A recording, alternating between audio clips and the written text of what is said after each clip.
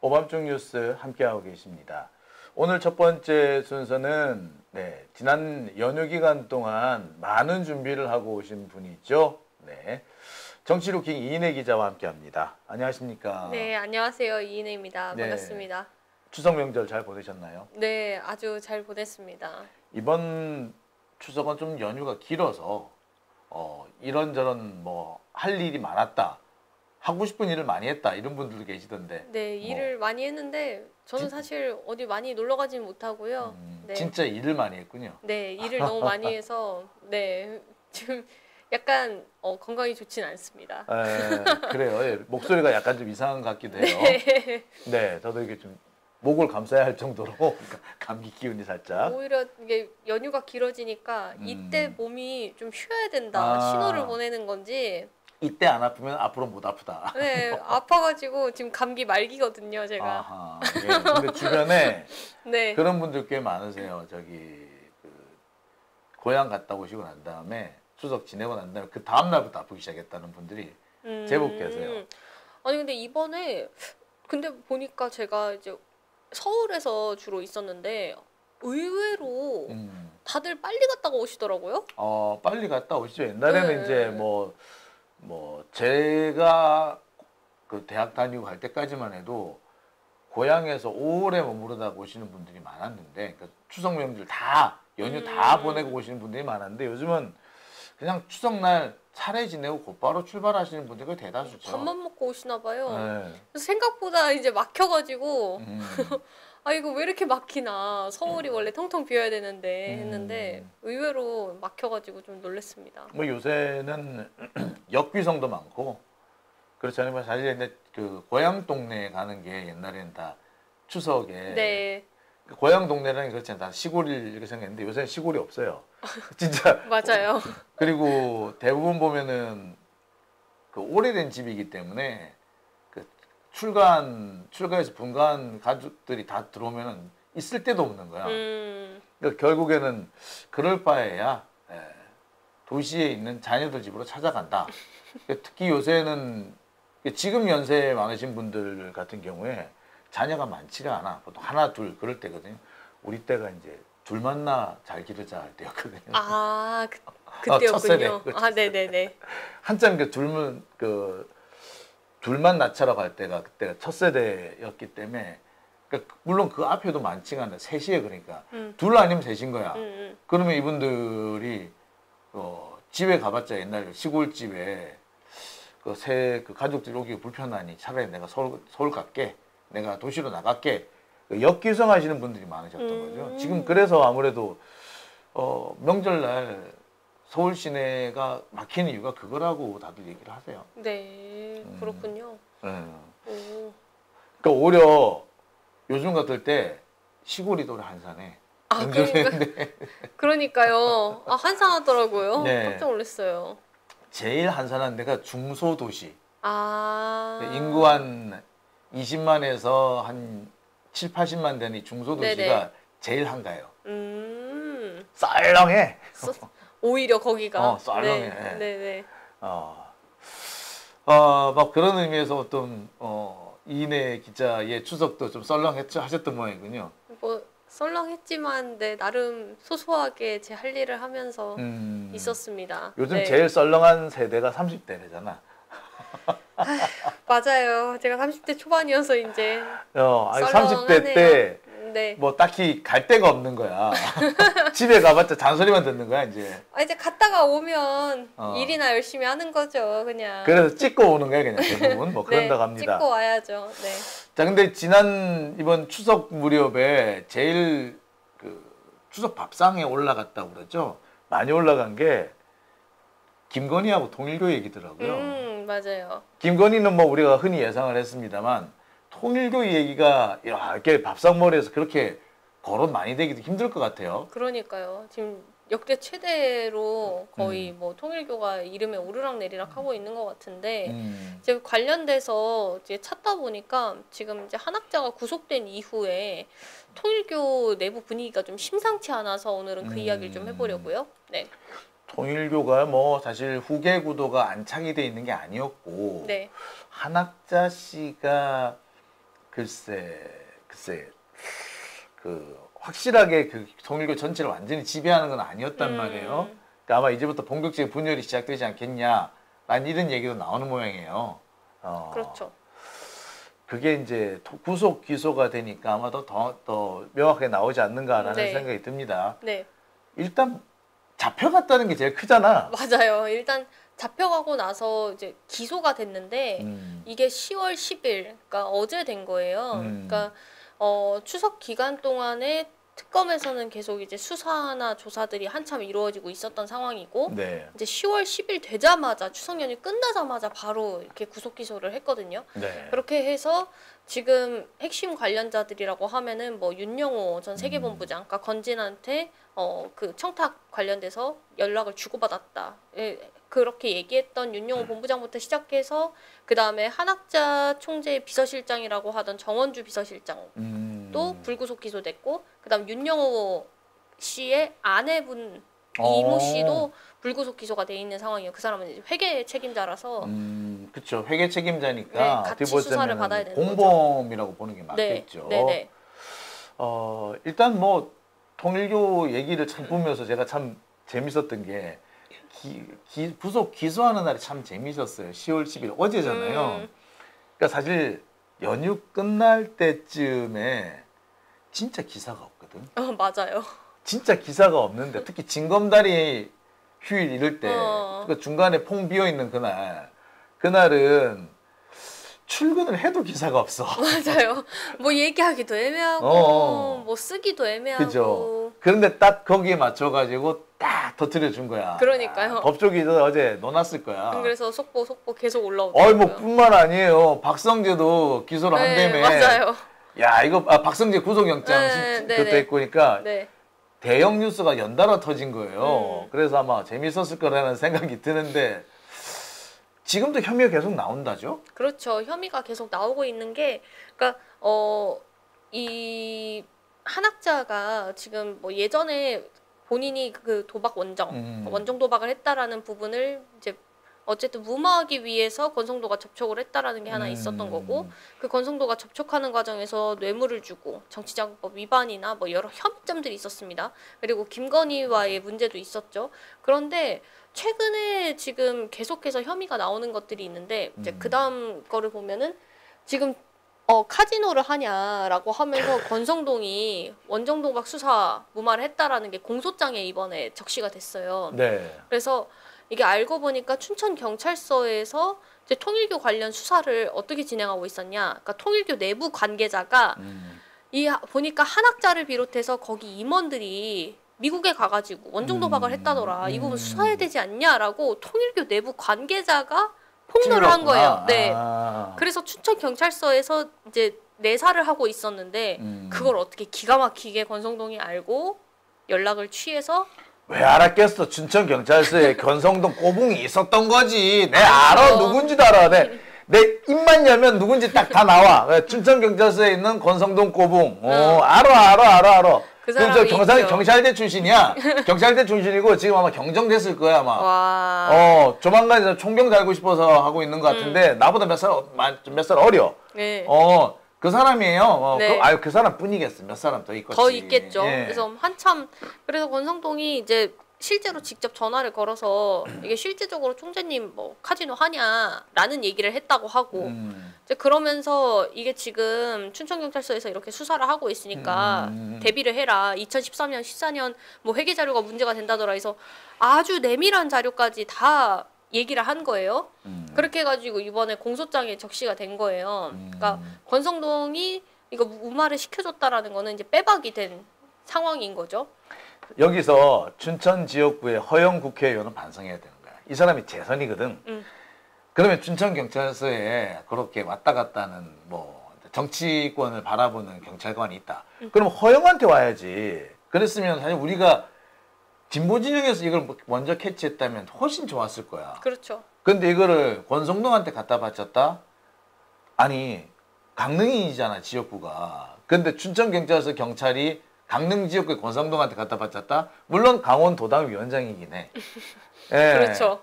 그런데 했다는 거는 허영 의원이 반성하라는 얘기야. 얼마나 지역에서 뿌리를 못 내렸으면.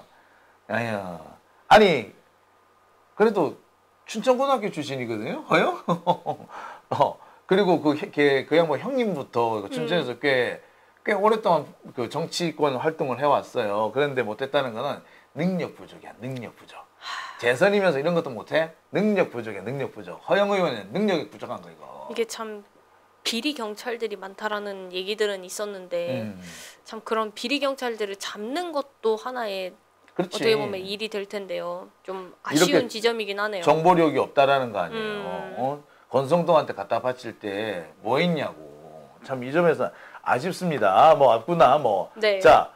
그런데 더 큰 문제는 지금 통일교 자금 1억 4,400만 원이 국민의힘 20명에게 쪼개기 후원이 됐다. 이 얘기가 이제 지금 핵심이 되는 건데 이게 보니까 통일교가 한 2억 1천만 원 정도를 준비하고 있었던 상황이고 이거를 쪼개기 후원을 했다라고 하는데 이게 500만 원 이상 넘기면은 정치자금법 위반이긴 하나 어쨌든 조직적으로 어떤 목적을 통해서 조직적으로 후원을 했다라는 것 자체가 정치자금법 위반이 될 수 있기 때문에 이 부분을 지금 특검이 예의주시를 하고 있는 건데 여기에서 쪼개기 후원을 누가 이제 받았냐라고 보니까 박성중 전 의원이랑 그다음에 지금 현직으로는 추경호, 네, 김정재, 한기호 빤한 놈들이네.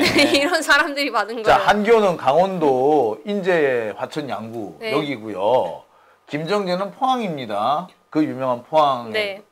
아이 그쪽에 그 동네 또 그 통일교가 끝발이 세다 그러더니 거기도 받았나 보네요. 이게 시도당 위원장들한테 준 거거든요. 그러니까 이게 그러니까 한학자, 그 다음에 정원주, 그리고 윤영호, 그다음 지구장들 이렇게 해서 이 하달 시스템으로 움직여가지고선 지구장들이 돈을 마련해서 그 돈을 이제 시도당 위원장들한테 줬다고 하는데 요때 당시 줬던 그 시도당 위원장들이 뭐 김정재나 이런 사람들이 다 그쪽 경상도당 뭐 위원장이고 했었으니까 준 거예요. 그래서 500만 원 정도를 줬다 하는데 그게 500만 원 정도 누가 이제 A라는 사람이 줬으면은 그다음에 통일교 간부 B씨가 또 500만 원을 주고 뭐 이런 식으로 1,500만 원까지도 후원을 했다라는 얘기들이 있더라고요.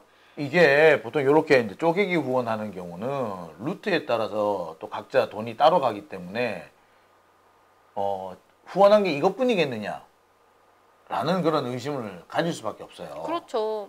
그래서 후원을 한 게 아마 이보다 더 있을 거다. 누가 봐도 그렇게 볼 수밖에 없는 거잖아요. 그렇죠. 그리고 여기 국민의힘 20명에서 다 수사 대상인데 여기에서 이제 한 명은 죽었다. 그러니까 장제원도 있었는데 죽었으니까 19명 아니냐 뭐 이런 식으로 사람들이 우스갯소리로 얘기도 많이 하는데요. 그러니까 그 정도로 지금 이거 참 뭐라고 해야 되지? 참 안타까운 지점이죠. 그러니까 네. 어쨌든 이렇게 쪼개기 후원을 받았다고 하는 게 문제가 되는 게 그러니까 본인들은 이게 통일교로부터 받았다라는 걸 나는 몰랐다라는 취지로 이야기를 하지만 실제적으로 고액 후원자들 같은 경우에는 관리 대상으로 들어가서 관리를 직접 하잖아요. 그렇죠. 어쨌든 회계 책임자들이 이게 누가 어떤 사람이 갑자기 무턱대고 500만 원을 줄 수 있나? 그러니까 이런 사람들은 다 관리를 해야 되잖아요. 그러면은 어쨌든 다 통일교와 연관이 되어 있다라는 거는 모르지 않았을 테고. 그리고 아마 한학자나 이런 사람들이 후원할 때 나 이번에 몇 명 통해가지고 얼마 정도 넣었으니까 확인해 보세요라고 말을 하지. 이 사람들이 그렇죠. 돈 내고 말 안 할 사람들이 아니란 말이야. 그렇죠. 이유와 목적이 있어서 돈을 내는 건데. 그 정교 일치. 그러니까. 이 통일교를 국교로 만들고 싶어서 그 난리를 쳤던 한학자가 과연. 그렇지. 돈 주고 말 안 할 리가 없단 말이야. 입을 싹 닫고 있을 리가 없죠. 그럼 당연히 이제 만약 그와 관련된 수사가 진행되어야 되는데 참 그 점에서는 안타까워요. 제대로 특검이 수사력이 부족한 건지 어땠는지는 모르겠으나 그 점이 좀 아쉽네요. 그러니까 동시다발적으로 수사하면은 굉장히 밝혀질 게 많은데 근데 지금 보니까 이 한학자가 국민의힘 쪼개기 후원한 것뿐만 아니라 아시아의 A국 그다음에 아프리카의 한 정치인 뭐 이런 해외에 있는 정치 세력들한테도 돈을 줬다라는 얘기가 있어서 그것도 지금 특검이 수사를 하고 있대요. 그러니까 지금 수사 방향이 너무 큰 거예요, 이게 지금.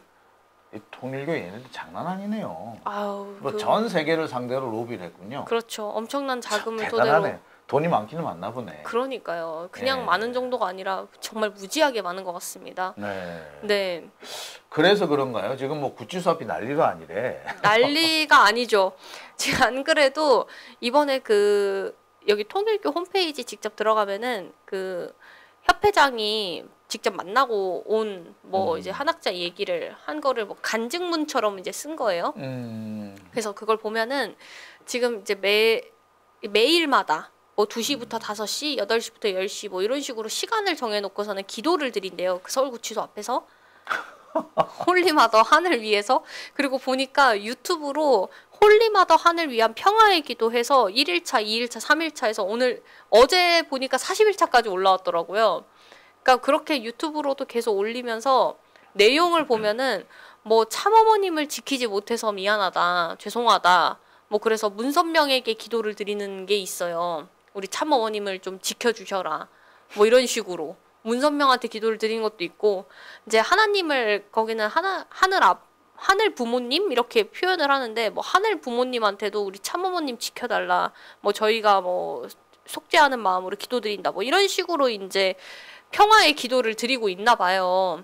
그렇게 해서 그 기도가 이제 구치소까지 들린다는 거예요. 들린대요? 네. 들리겠지 뭐. 그래서 접견한 통일교 간부가 이야기하길 이제 한학자가 그 구치소에 그게 들린다. 그래서 너무 고맙다라고 얘기를 하면서 근데 참 이게 통일교가 잘했던 것들 그동안 이제 세계와 한국을 위해서 했던 것들을 많이 알려라. 뭐 이런 식으로 이야기를 했다고 합니다. 네. 그렇게 해서 지금 단속을 하고 있는 중이래요. 저도 지금 이야기하면서 네, 좀 그렇습니다. 마음이.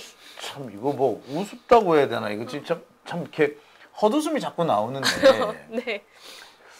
대단하긴 대단하네. 이거 참. 그러니까 지금 기도만 드리는 게 아니라요. 근데 법적 대응도 준비를 하고 있는 게 지금 최근에 그 통일교 내부에서 비대위 체제로 운영되고 있는 게 있는데 그 비대위에서 뭐 어느 정도 사람들을 꾸려가지고서는 회의를 거쳤나 봐요. 그 용산에 본부가 있잖아요.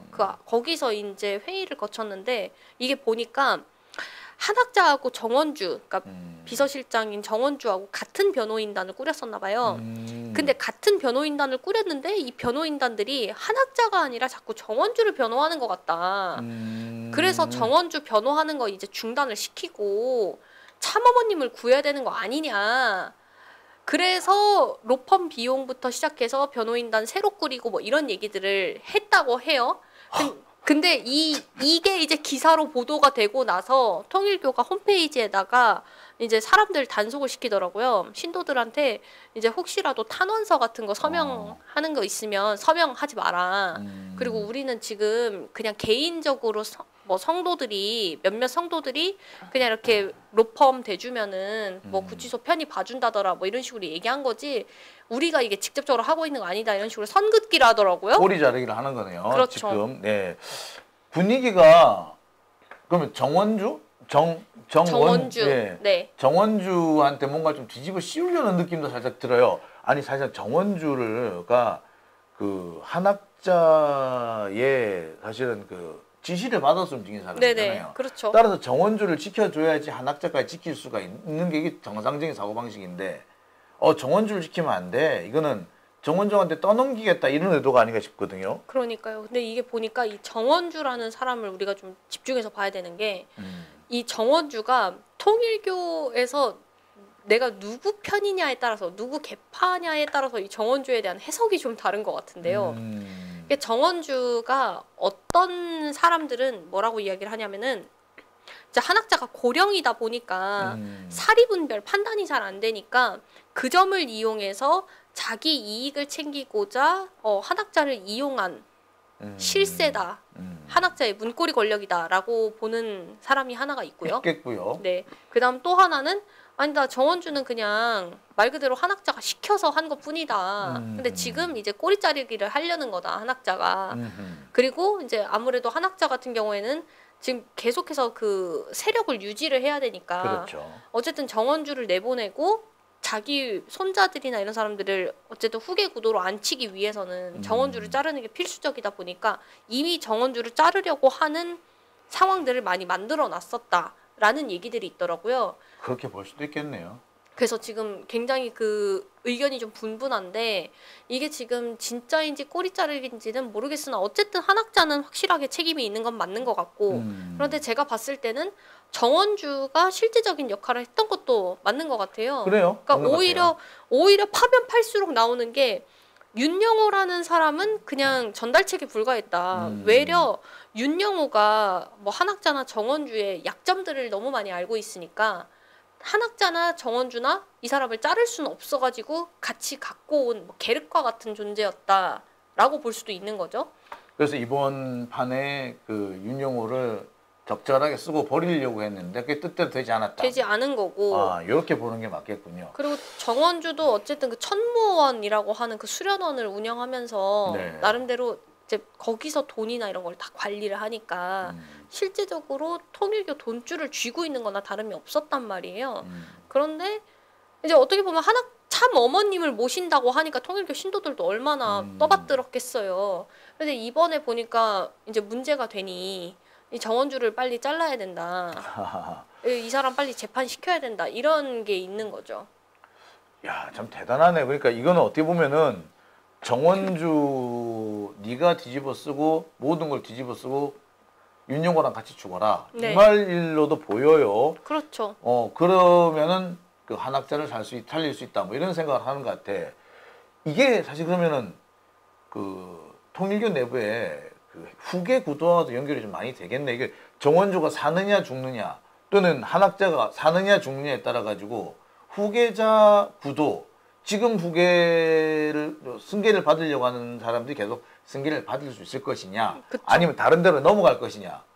아, 이거 복잡한 문제가 되겠는데요. 완전 복잡한데 어쨌든 승계를 받는 입장에서는 정원주를 빨리 잘라야 한학자가 어쨌든 살아야 본인들도 사는 거니까 그렇게 해서 지금 통일교 내부 단속을 그렇게 하려는 것 같고 그런데 외려 정원주를 이용해서 그 아들들이나 이런 사람들은 정원주를 이용해서 어머니를 죽일 수도 있는 거죠.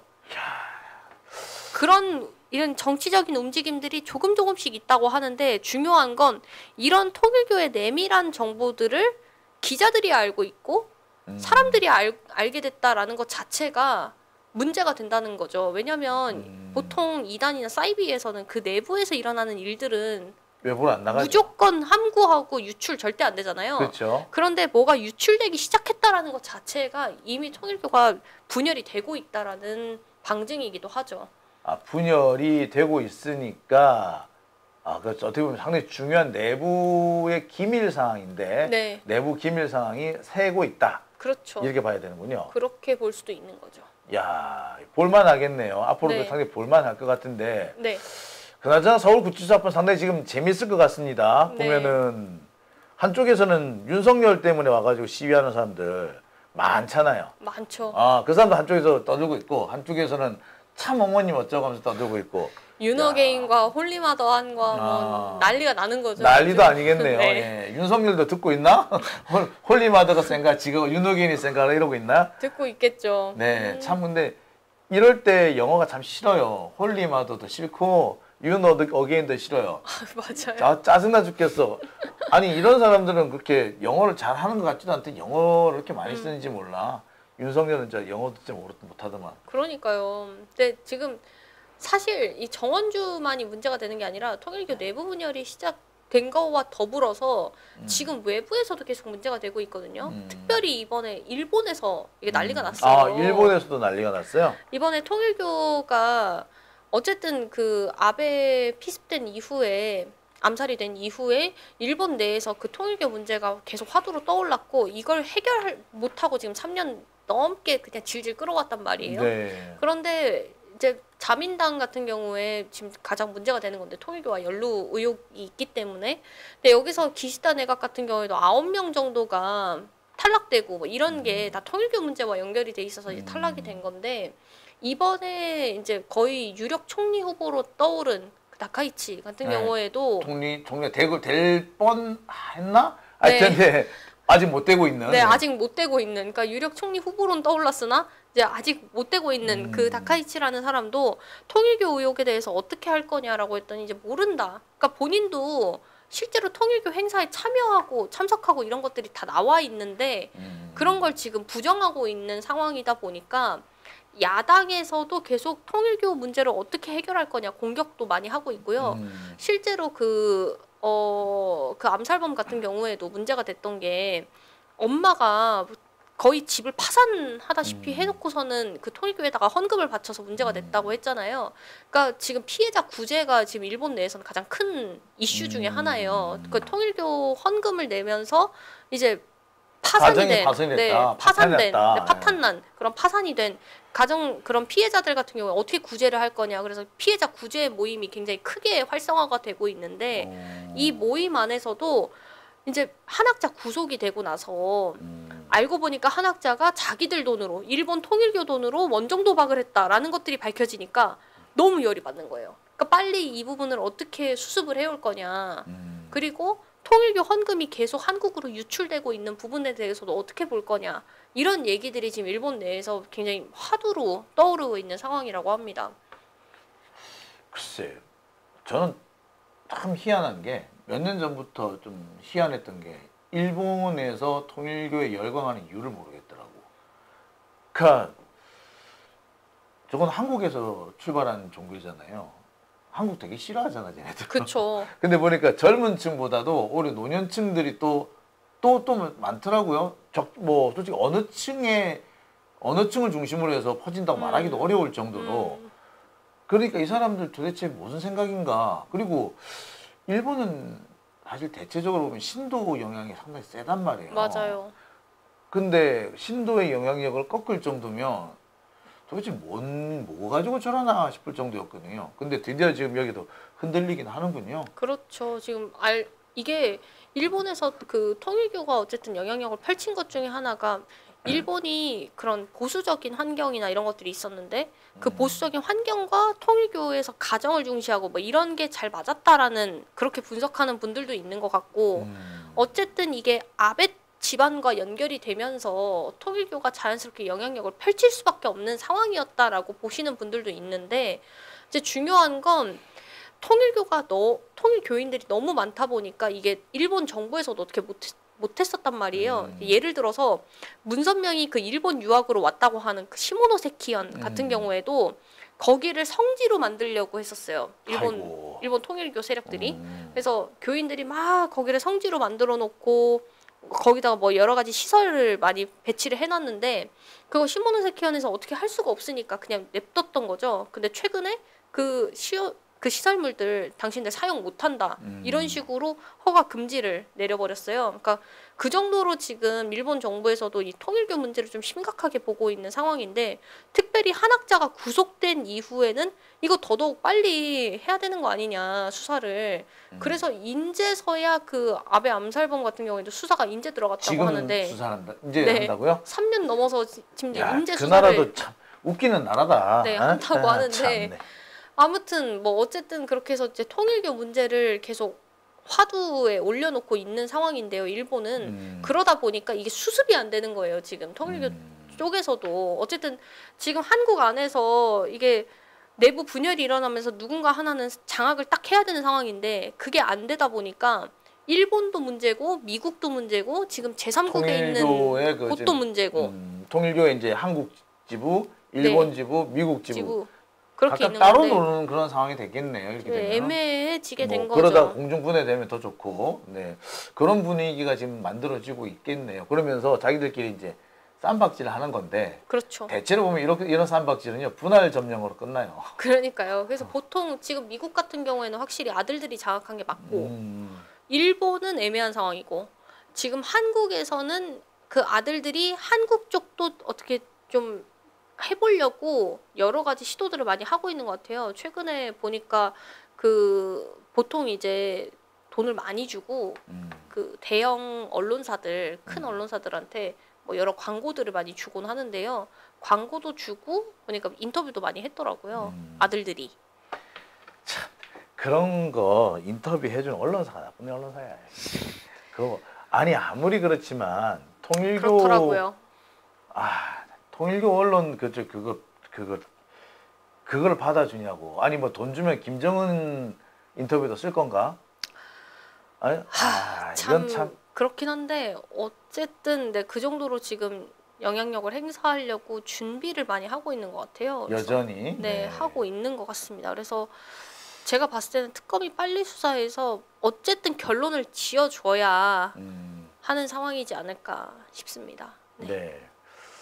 참, 이게 말을 하려니까 자꾸 열이 받는데, 네. 그래요. 보면은, 언론들이 이럴 때 보면 참 얄밉죠. 어떻게 통일교 인터뷰를 할 생각을 하지? 아무리 돈을 준다 그래도. 이건 양심불량이기 때문에, 언론이 언론으로서의 제 기능을 못하기 때문에 하는 그런 상황 같아요. 참 통탄스럽네요. 통탄스럽네요. 네. 물론 뭐 인터뷰를 할 수는 있지만 나름 이게 일정한 검증이라는 개념 이런 것들을 좀 거쳐줘야 되는 건데 그런 것 없이 흥미 위주로 또는 누군가에게 변명을 위한 자리를 마련해주는 그런 식으로 하는 것 같아서 참 씁쓸하네요. 그러니까요. 네. 아무리 그래도 뭐 그러니까 당연히 뭐 자본주의 사회에서 뭐 그렇게 돈 주고 받고 하면서 광고 준다 뭐 이런 거는 뭐 그렇게 용인을 할 수 있을까 싶기는 하지만 말씀하신 것처럼 도의적인 측면에서 그걸 하는 것이 과연 옳은가 이런 생각이 좀 들기는 합니다. 저도. 여기서 꼭 경고드리고 싶은 얘기가 있는데 얼마 전에 대법원에서 난 판례가 있어요. 그러니까 기사를 썼는데 광고성 기사야. 근데 이게 마치 기사처럼 보여요. 근데 그게 가장 광고였던 것이 내용이. 근데 그 기사 광고를 보고 뭐 물건을 구입했다 혹은 투자했다가 대형 큰 사기를 손해를 본 사람이 있어요. 이 사람이 언론사를 상대로 손해배상을 청구했는데 손해배상이 받아들여집니다. 기사라고 막 써제끼면 큰일 나요. 그러니까. 그다음에 두 번째, 저는 이게 지금 현재 언론개혁법 얘기가 많이 나오는데 징벌적 손해배상 얘기를 하잖아요. 네네. 난 징벌적 손해배상보다 더 중요한 게 있다고 봐요. 어떤 것? 기사와 광고를 바꿔먹게 하는 거예요. 방금 친 것처럼 광고형 기사. 누구한테 돈을 받고 기사를 파는 행위. 이런 행위는 금지돼야 됩니다. 이게 불법으로 처벌을 받아야 돼요. 언론개혁 하는데 언론개혁의 제일 핵심은 바로 이거예요. 그래서 기자들이 광고에 양심을 팔지 않도록 해야 됩니다. 이게 기본이에요. 그리고 그 다음에 이제 가짜 뉴스, 고의적인 가짜 뉴스를 가짜라는 걸 알면서도 혹은 조금만 살펴보면 가짜라는 걸 충분히 알 수 있는데 그 조금의 그 취재를 하지 않아도 생기는 그 가짜 뉴스에 대해서는 네. 징벌적 손해배상을 한다. 이게 필요하긴 해요. 근데 그보다 앞서 필요한 건 아까 말씀드렸던 것처럼 기사와 광고로 바꿔먹는 거. 이걸 처벌해야 돼요. 지금도 처벌할 수 있어요. 네. 배임 수재로 처벌이 됩니다. 어. 그러니까 내가 어느 회사의 기자라고 칩시다. 기자는 정론 직필을 할 의무가 있는 거 아니에요. 그거 하라고 내가 월급 받잖아. 그런데 내가 내 임무를 배반해서 광고성 기사를 쓰고 돈을 받았다라면 이거는 배임 수재죄가 되거든요. 그거 그러니까 이거 처벌하라고. 이게 언론을 개혁시키는 첩경인데 약간 지금 좀 어긋나는 것 같아요. 이게 맞아요. 자꾸 지금 그 징법적 손해배상 얘기를 너무 세게 하게 되면은 언론에 재갈 물린다는 식으로 할 거야. 그러니까 어떻게 보자면 함께 가야 되거든요. 이 점을 참 보면은 만약에 내가 방금 말씀드린 이런 법이 있으면 지금 한학자, 뭐 통일교 인터뷰 못 해요. 그렇죠. 못 하겠죠, 아무래도. 참 그런 면에서 참 동탄스럽네요. 아쉽고 그러니까요. 안타깝네요. 통일교 얘기해서 지금 언론까지는 왔는데 어쨌든 적폐는 다 통하는 거야. 그러니까 적폐가 다 통하는데 어쨌든 이 사람들을 빨리 특검에서 수사하고 처벌을 시켜야 그렇게 해서 좀 정리를 시켜야 우리 사회도 좀 더 안정되지 않을까 그런 생각이 좀 듭니다. 네. 네. 참 그렇네요. 네. 자, 오늘 고생 많이 하셨습니다. 네. 추석 연휴 기간에 준비를 하셨는데요. 고생 많이 하셨고요. 다음 주에 또 뵙도록 하겠습니다. 네. 다음 주에 뵙겠습니다. 네, 고생하셨습니다. 감사합니다.